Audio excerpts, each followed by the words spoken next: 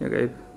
Rait Ratassepa tänane pressikonverents Saku Pruulikojas on tehtud ja ajakirjanikud oma küsimused küsinud, aga ajakirja Jooksja esitab samuti Raidule mõned põnevad küsimused, nii et kõigepealt Rait, mul tekkis see mõte siin seda pressikonverentsi kuulates, et milleni see asi võib lõpuks jõuda, et kas inimene võib ka lõpuks selleni maani ennast treenida, et ta teebki ühe täispika triatloni 365 päeva aastas?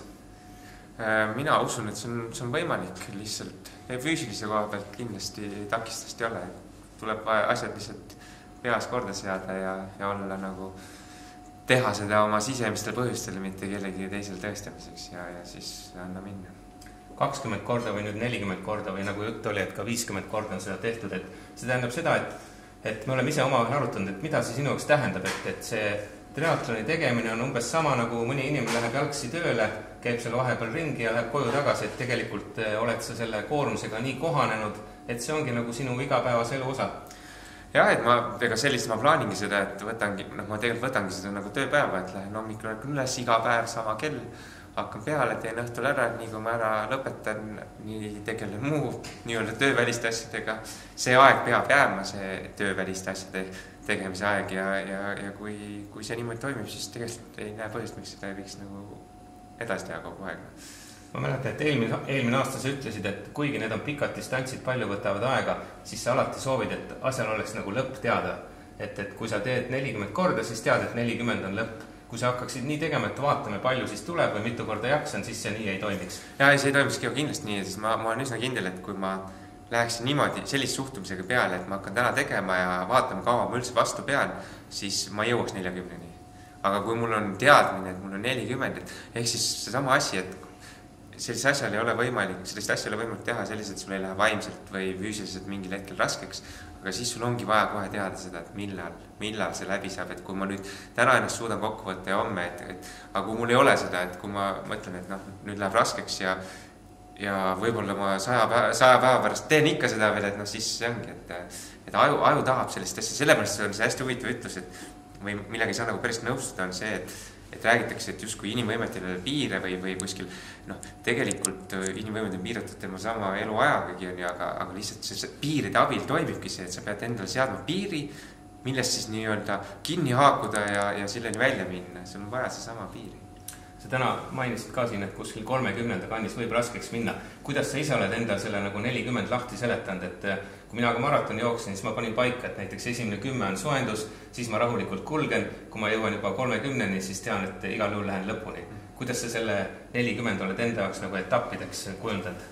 Ma isegi tegelikult niimoodi ma katsun väga võimalt vähe mõelda sellele, palju jäänud on. Et ma alati keskendun sellele, et mis ma olen ära teinud ja ennekõike üks päev korraga, nagu, et ega seal muud ei ole. Lihtsalt ma tean seda, et kui sa oled juba, ma täna arvan lihtsalt seda, et minu niisugune see moment, kus ma tunnen, et nüüd enam ei saa küll nagu kuidagi kõrvale midagi juhtuda või kõrvale astuda, on see, kui on 30, et see tundub nagu selle 40, see on nagu nii lähedal, et kui sinnani välja veab, aga see 30 päeva jooksul neid raskeid hetki, kui eelmine aasta oli mul 20 päeva jooksul 6 väga keerulist päeva, siis ma oleks õnnelik, kui see piirdub sellega, selle sama numbriga või et siis mida vähem neid on, neid raskeid hetki, seda parem. Et mida sa oled mõelnud, et kuidas sul lihased nagu, et kui tõesti midagi juhtub, et kuskilt hakkab lihas krampi lööma või tekib mingi tükk sisse või seda sa ei karda, et kogu su nagu nii-öelda keha sellele vastu peab, et kui ühel hetkel mingi jama on, et siis on ju väga raske sellest nii-öelda käigu pealt vabaneda.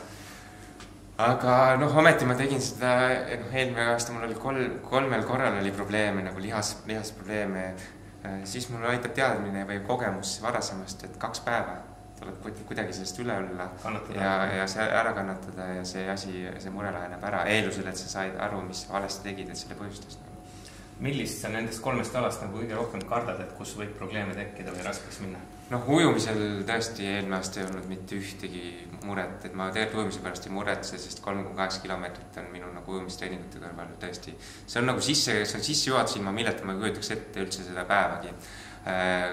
kõik taandub sellele, et kui palju see ratas mind nüüd kulutab seal, sest ega eelmine aasta oli ka, et ratas siis võttis nii palju füüsist välja, et see hakkas mõjutama jooksu ja kõige raskem tehtud olid ikkagi jooksul tänu sellele. Aga ma näen praegu selle nimel kõvasti vaevatreeningutel, et see asi saada niimoodi. No ma olen üsna kindel, et ega see libedalt ei lähe. Siin oli juttu ka väga huvitav fakt sinu pulsist, et sa teed neid asju seal pulsiga 110, 115, öeldakse, et tegelikult treening alles 120 hakkabki. Nii et see ongi sul nagu puhkeasendis tegelikult kulgemine ja puhkepulss ütlesid 38, minul omal ajal oli 32. Nii et tegelikult see pulss ei ole sugugi, ütleme, nii tipp nagu tasemel, aga see, kuidas sa nagu teed selle distantsi 110 pulsiga, siis tavainimesel ilmselt juba käies läheb pulss sama kõrgele. Ja ei, see ongi, aga see on kogu selle võti, et kui ma vaatasin ka oma rattasõidupulssi, et kui ma siin võistluste raames ikka hoian seal 160 ja niimoodi kiirete võistluste raames, siis see pulss, mis ma seal võistlustel hoian, ikkagi on madal. Ja see ongi selle mõte, et kui sealt kehal tuleks veel nagu see intensiivsuskoormus ka, siis läheks väga keeruliseks asi. Ega ei ole võimalik sellist asja teha punases. Küsimus ongi selles, et kui sa tahad kiiremini seda asja teha, siis sa pead lihtsalt treeningutel rohkem vaeva nägema, et sa saaks seda asja normaalselt teha. Sponsorid, toetajad on väga tähtsad. Tänagi siin Saku, Škoda, Ferroline, kõik põhitoetajad, Radev annab ratta, ilmselt taga ikkagi kodu. Ja naine ütlesid, et naisega pidasid nõu ja said temalt nõusoleku. Kas ta ei ole kunagi küsinud, et millal see ükskord lõpeb? Vaat see on ta kunagi... ta näeb lihtsalt see, kuidas ta ise sellesse sisse elab ja kui palju emotsiooni ta sellest ise saab ja kui ma lõpetan alati ja kui ta on finišis olnud, siis ta ise räägib, et need on sama võimsad momendid talle, et ju ta naudib samamoodi seda. Temaga rääkisin ainukesena läbi selle asja lihtsalt selle tõttu, et mul oli vaja korralistikult näha, kuidas ma saan nad sinna kaasata sellesse asja. Aga ei, meil ei ole kunagi sellist küsimust olnud, et Virge teeb ise ka sporti ja ta naudib seda ja ta teab, et sealt tulebki kogu see. Ma lugesin just huvitavat tähelepanekut Uku Randma, kes purjetab ümber maailma ja tema naise käest küsiti, et kuidas ta seda talub ja siis ta ütles, et aga mul on eriline mees, et miks ma peaks temast tegema tavalise mehe. Et kas sinu naine on ka vahel niimoodi mõelnud, et mul on tõesti ja öelnud, et mul on tõesti väga eriline mees? Ma ei tea, kas see ütleja tema võib-olla oli oma elukaasast eemal kogu see aeg, mina enamasti kaasanud oma tegemistesse, mis tõttu sisuliselt ütleme niimoodi, et nagu ma enne ka ütlesin siin, et ega see on nagu tööl käimine minu jaoks ja see on nagu tavapärane asi, et ma lihtsalt tekitan endale selle aja, et ma saaksin päevas natuke koos olla ja see on ju tegelikult ju ajaliselt 40 päeva, mis ei ole ju üüratu aeg. Pärast seda on jälle elu normaalne.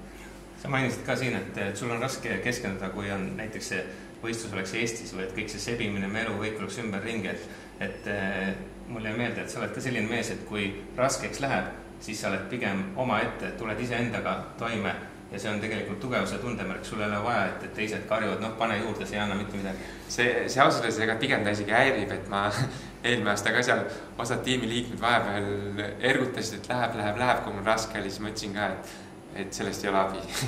Et sellest ei ole abi, kui te siin hõiskate mul kõrval, sest et mina tulen raskustega, ma tegelen hoopis teistmoodi ja mul on vaja enda ette olla, järgi mõelda, miks ma seda teen, kõiki seda asju ja leida see sisemine jõud sellest üle. Vaikust on vaja selleks. Edu Rait ja ajakiri Jooksja kajastab su tegemisi ja soovime selle. Tänud.